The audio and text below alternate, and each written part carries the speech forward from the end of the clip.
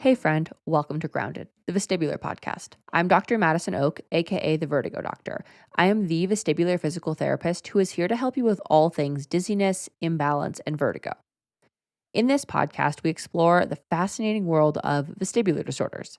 Come with me as we dive headfirst into a journey to discover the mysteries of the brain, the inner ear, and the balance mechanisms that keep us grounded. Whether you've been managing dizziness for one day or 25 years, we're going to get real about what it takes to manage dizziness, handle the anxiety cycle, and thrive, not just survive, with your vestibular disorder.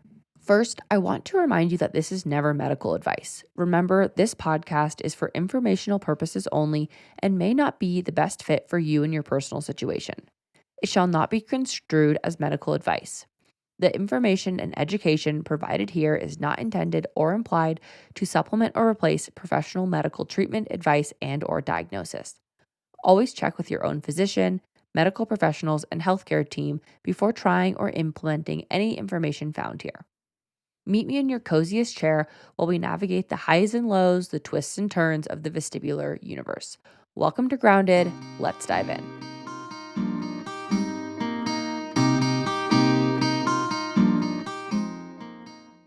Hello and welcome back. Today's win is by vestibular group fit member Jill.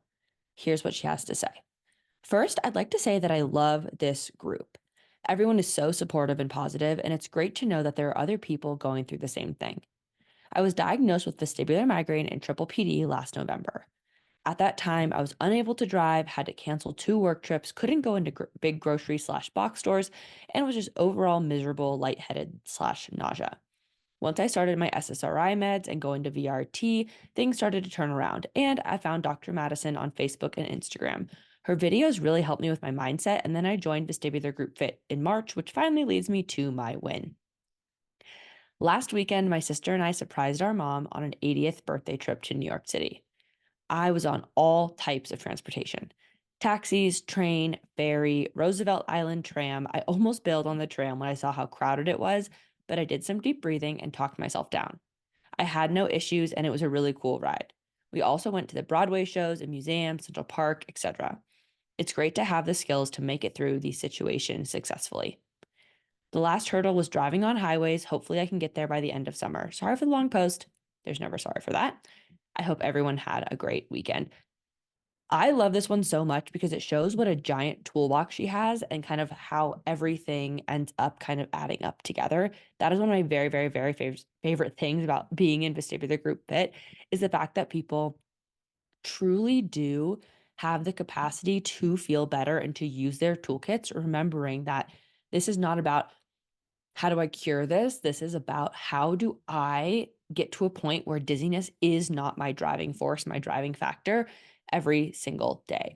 And it really doesn't have to be. Like, dizziness does not have to be the thing that runs your life all day, every day.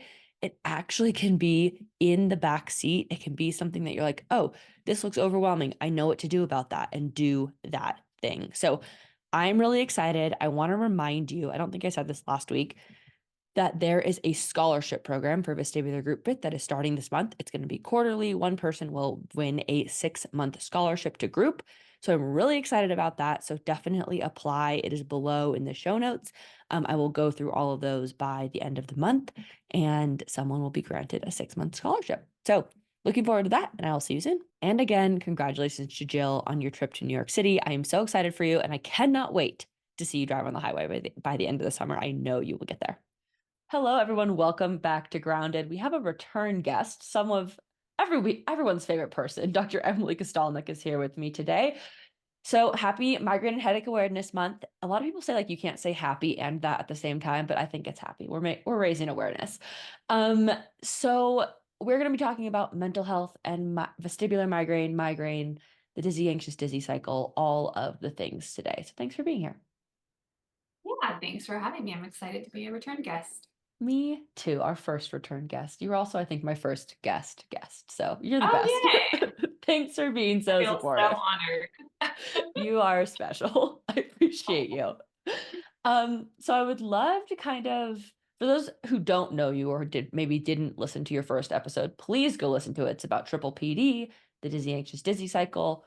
why vestibular disorders cause anxiety, all of those things. So go and listen to that. You have to probably scroll like way back, but it's there. There's almost like 40 episodes or something now, which is wild to me. Wow. Um, so yeah, maybe introduce yourself a little bit and then we'll talk about why mental health matters. Yeah, let's do it. So I am Emily Kostelnik. I'm a clinical psychologist with specialized training in health psychology. And about, I guess, 7 years ago at this point, I was on my postdoctoral fellowship after I earned my PhD in clinical psych. And I ended up being diagnosed with superior canal dehiscence syndrome, which is one of the more rare vestibular disorders, but it is relevant to Migraine Awareness Month in that it is very highly comorbid with vestibular migraine specifically. And so it's kind of a good segue in that I had multiple surgeries for the condition and then went on to develop vestibular migraine and triple PD. So I very much can relate to those of you listening with vestibular migraine. And I kind of used my professional experience within health psychology and integrated care and my personal experience as a patient with multiple vestibular disorders to really bring awareness, to bring education, to bring psychological services to this community. So that's kind of a short snippet of the whole story. Obviously, it's been a journey for 7 years, and I've gotten really into holistic health and functional medicine, and kind of melding the conventional and functional worlds together. So that's kind of where that's my approach to things at this point. And of course, I continue to evolve over time. You are the greatest. I refer everyone to you and thank you for sharing your story. I mean, it does go to show that like this gets better even with one vestibular diagnosis, multiple vestibular diagnoses, like these things get so much better and you really can lead like a normal life with a Totally. vestibular disorder. Totally. Totally. And I know we've talked too about the whole cure Yeah. topic and like if that's the thing, and it's totally a hot button topic. And not even Yeah. something that we need to dive into today. But regardless of the word cure or not, you can go on to have it minimally impact you to Hmm. the point where like you're not worried about it, you're not thinking about it all the time, it's not impacting you on a daily basis. And so I really like to kind of hit home on that hope for people because having Hmm. hope is really, really important in the recovery process.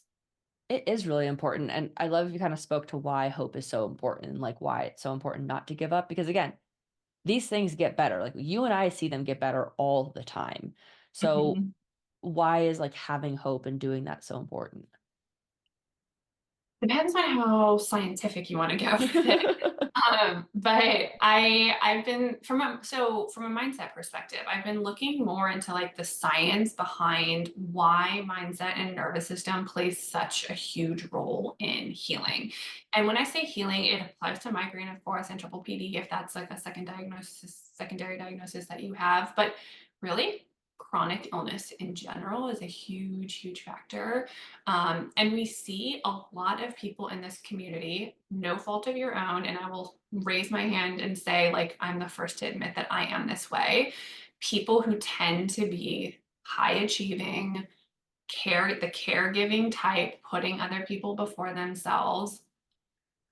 I find, at least in my private practice and kind of my personal experience with it, you're kind of functioning okay, maybe you can look back over time and see like, oh, maybe that was a vestibular migraine symptom like throughout your life, but there becomes a time when it becomes really problematic, and it's Mhm. usually around the time of significant stress. So whether that's job stress, having a baby, getting married, moving, losing a loved one, etc. And the idea is it really sets your nervous system up to be in this state of fight or flight. And there's this concept called general adaptation syndrome, which I've started learning about more recently. And it's about how our bodies respond to stress. And we're supposed to react to a stressor, an acute stressor, with that cortisol, that adrenaline. our bodies go into something called cell danger response, which I'm going to get to later.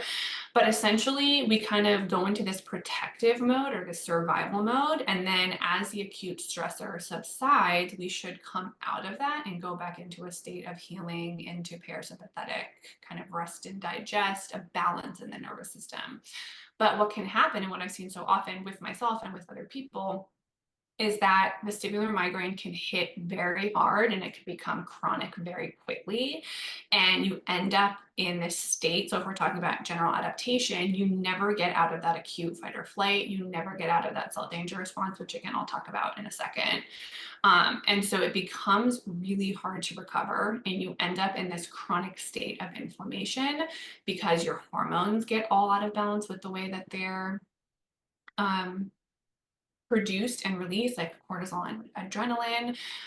Your body in that general adaptation syndrome can actually create more receptors for cortisol and adrenaline. So your body adapts to it over time. So you might even not feel that quote stressed. Like you might say, like, I don't feel anxious or I don't feel panicky or whatever, but your Mhm. body's chemistry has actually changed. And so when people come to me and they're dizzy 24/7 and having migraine attacks 24/7, the nervous system is not in an optimal state. And that sets us up again for inflammation, for hormone disruption. And then it kind of becomes this chronic issue. And mindset is a big, big piece of that because of the nervous system piece and because of how that interacts with the immune system. So that's kind of probably a longer answer Yes. than you wanted. No, but Um, it's important. Yeah, so I can go into self danger response as well, but let me back up really quickly about so mindset. You'll see in the functional world, they talk about it as like limbic, which is kind of the emotion center. So, like the amygdala, hippocampus, hypothalamus are kind of like the big structures that are talked about. Amygdala being the fear center. Um, so mindset is has to do with emotions, has to do with thoughts. And when you're constantly thinking about things, your amygdala, that fear center, actually physically gets bigger. So that would be from a negative plasticity perspective because your body wants to have you survive. And so that's actually adaptive for survival, even though we're not necessarily being presented with actual danger, but perceived danger.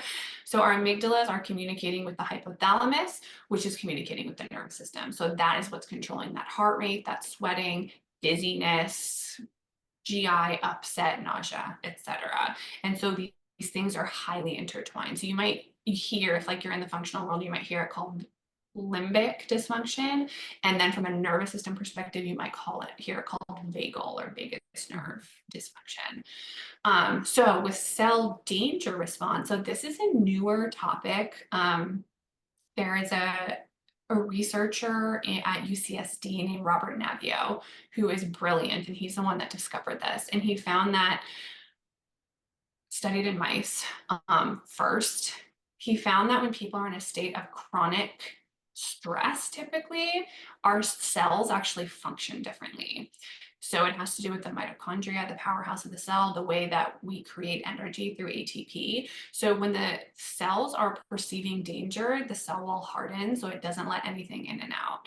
And so people can end up with vitamin and mineral deficiencies, hormone issues, toxicities because they're not letting the toxins out. That's like the super bare bones way of describing cell danger response, but essentially your limbic system, so that emotion center, the mindset piece, the nervous system gets dysregulated, and then down to a cellular level, your cells aren't functioning optimally. So cell danger response hasn't been studied in the context of migraine, but it's been studied in the context of fibromyalgia, chronic fatigue syndrome, autism. Those are like the three that kind of come to the top of my head.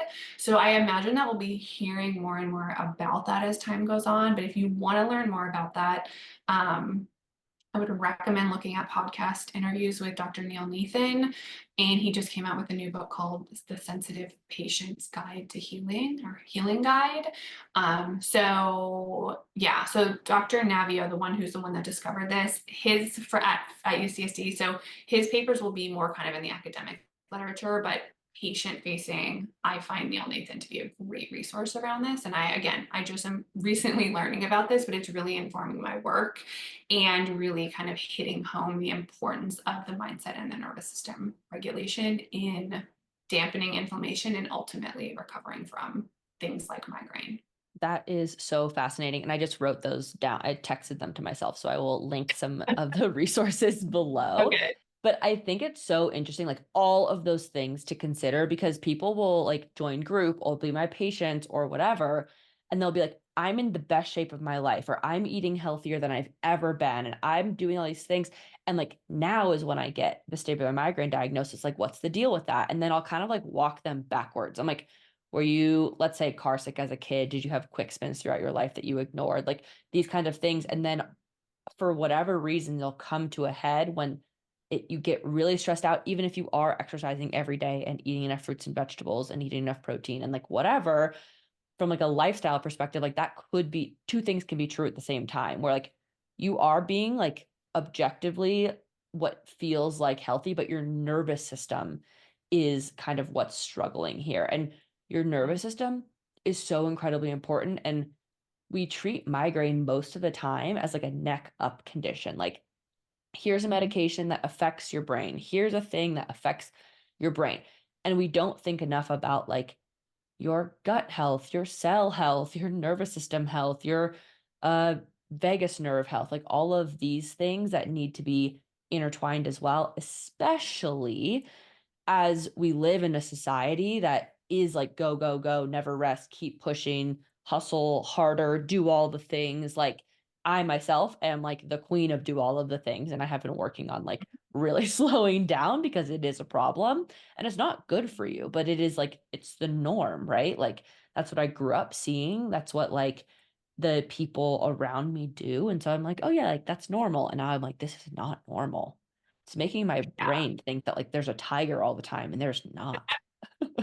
I was going to mention when you were saying people saying, but I'm the healthiest I've ever been and I'm exercising and all the Mhm. things.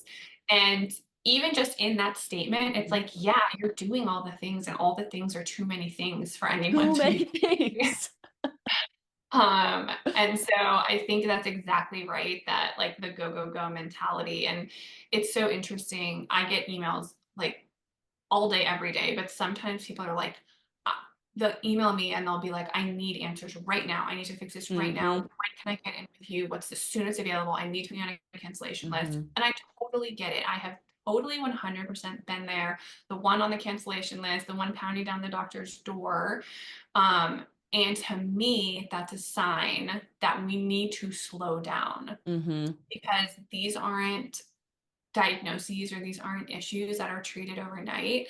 And that urgency, that sense of panic and like the frenetic energy is part of what is maintaining the symptoms themselves. And I'm not 100%. saying that you're crazy or it's in your head or this is all Mm-mm. anxiety. No, I'm not saying that at all. But it's just so interesting now that I have more of an objective view on all of it.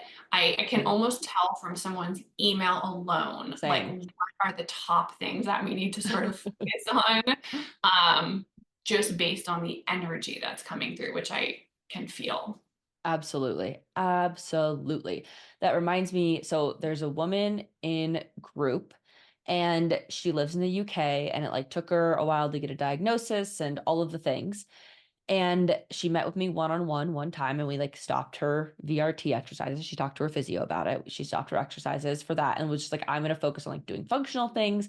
Like, can I get up in the morning and make myself breakfast and whatever? And she's gotten to the point where like she can surf sometimes, which was like one of her biggest goals, and like do all these things. And she emailed me yesterday, and this is no fault of her own, like at all. So if you're listening to this, hi, you're doing great. I want you to know that. But her email was something along the lines of like, I can do all these things, but like, how am I going to return to work and surf every day and do X, Y, Z? And I'm like, it's been, I think she joined group in like February, May, maybe January. So it's May now. She sent this earlier this week. So 4.5 months. And she's like, okay, like, how am I ever going to get back to work if I'm still feeling like this every day? And the answer, she's like, can I meet with you one on one? And I was like, absolutely, we can do that. But honestly, you need to give this time.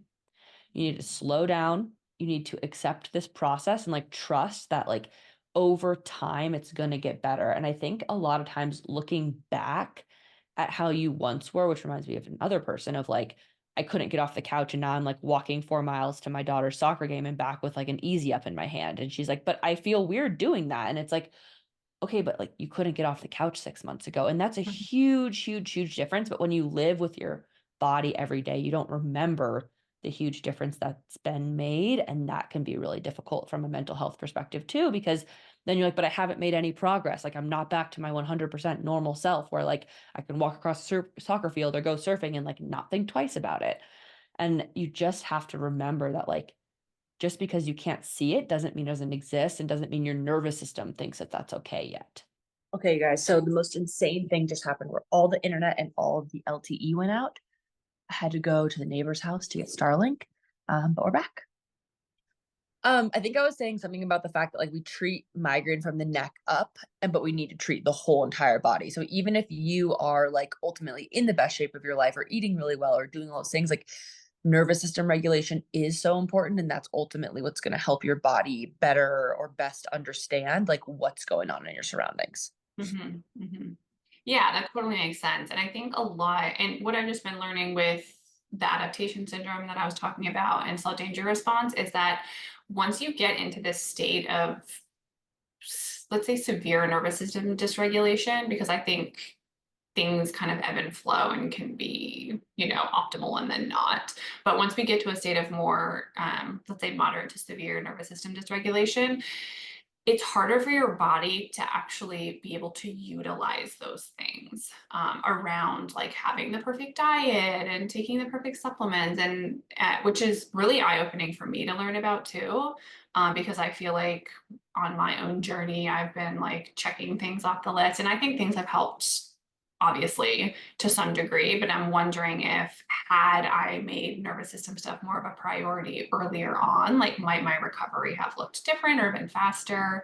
Yeah. So I think part of the problem, as we mentioned before, is the go, go, go, go, and the checking off all the lists and doing things now and the urgency, and I need to be better today. So just recognizing that nervous system aspect. Yeah. And I definitely have had some patients in the past like actually get mad or stop seeing me because I have told them like you have to stop.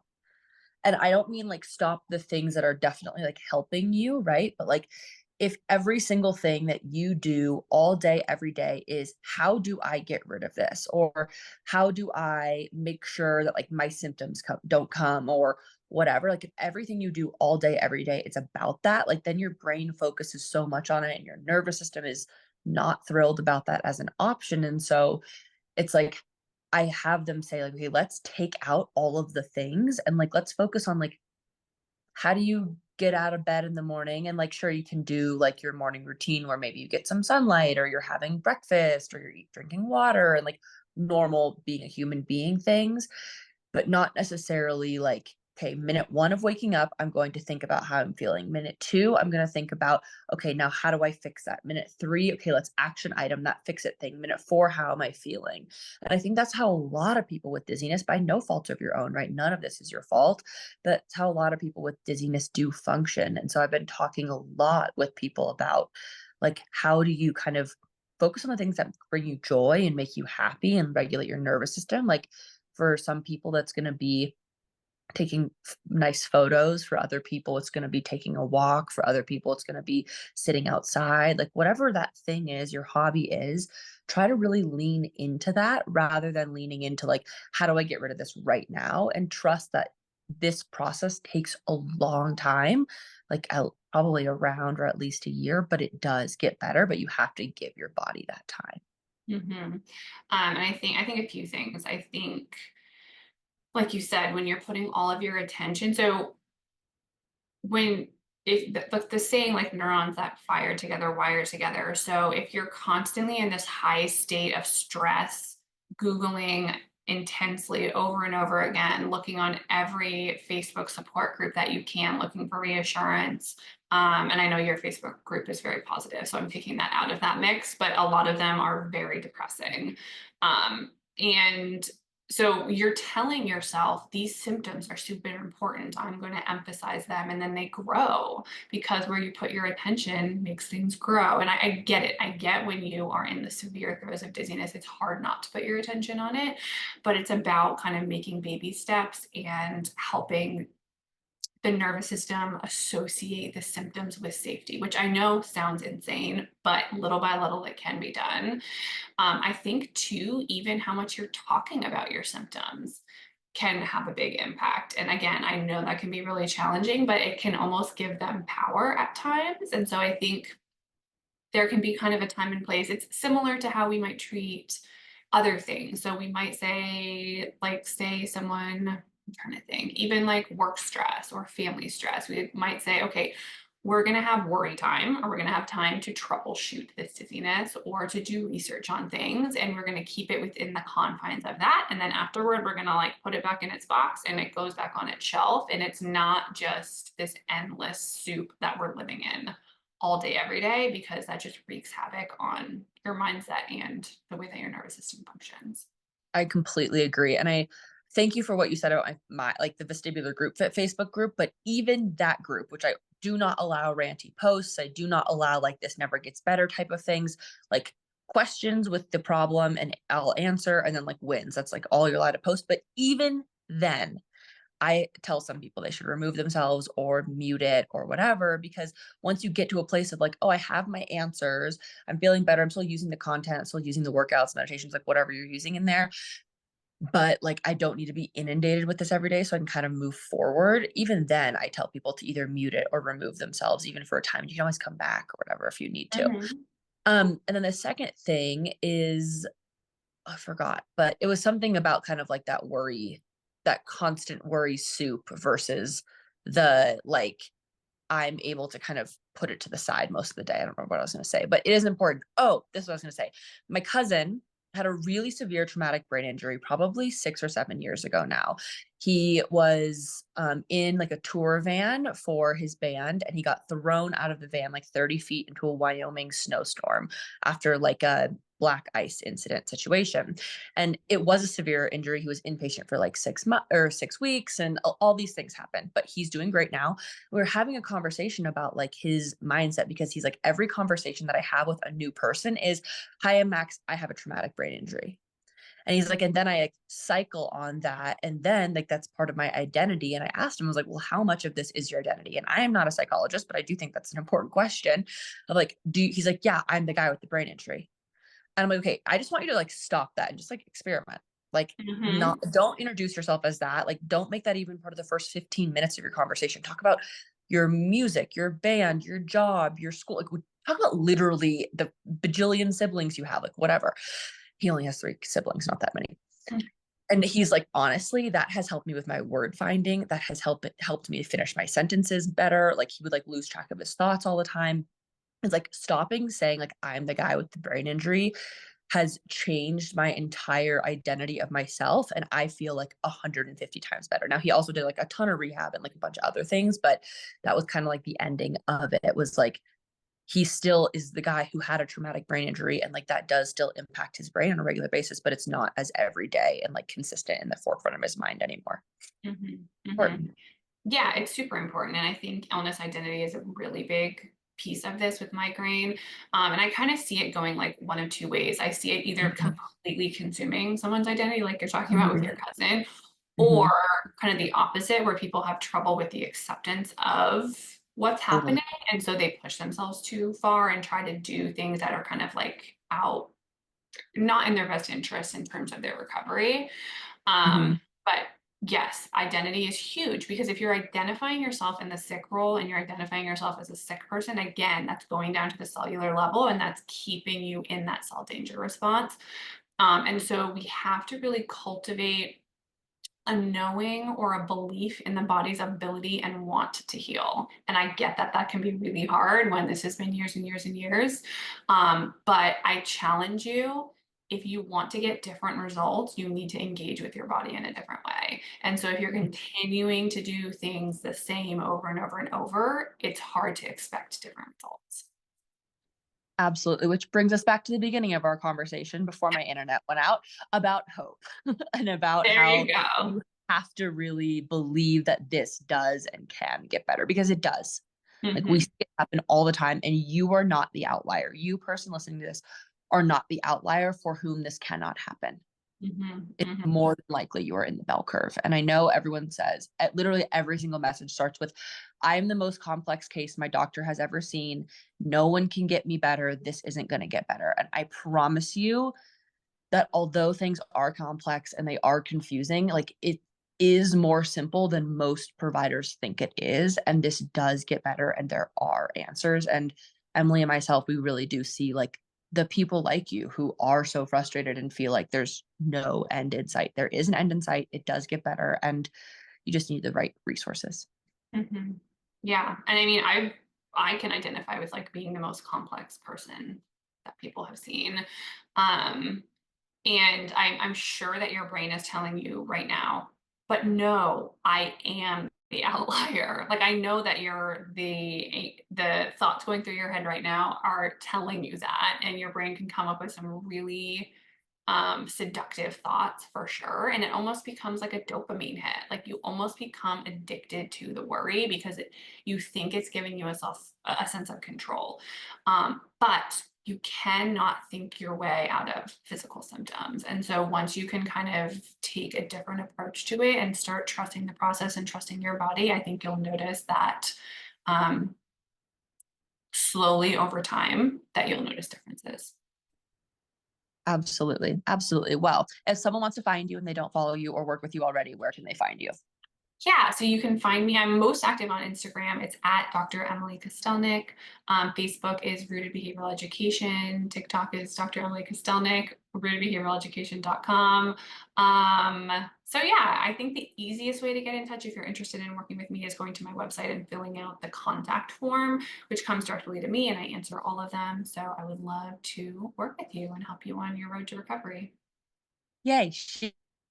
Yes, I refer everyone to her. So thank you so much for being here. Thanks for sticking with me with my internet situation. Of course. Um, literally, you haven't seen that movie, you should go watch it. I don't know what it's called, but it's like Obama produced it, and it's literally about like the Oh, LTE breaks, the Wi-Fi breaks, and like the whole world explodes. It's terrifying, but that's what I thought just happened, but it didn't. The world is still here. So, okay. anyways, thank you All for being right. here. I Thank appreciate you. you.